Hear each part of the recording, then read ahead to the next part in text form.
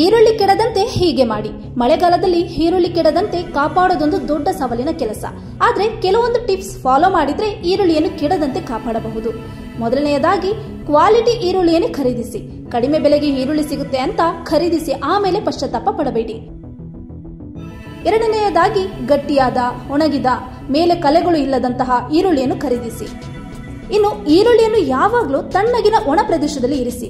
ಇದರಿಂದ ತೇವಾಂಶ ಬೇಗನೆ ಅಂಟಿಕೊಳ್ಳುವುದಿಲ್ಲ, ಹಾಗಾಗಿ ಕೊಳೆಯುವ ಸಾಧ್ಯತೆ ತುಂಬಾ ಕಡಿಮೆ ಇರುತ್ತೆ.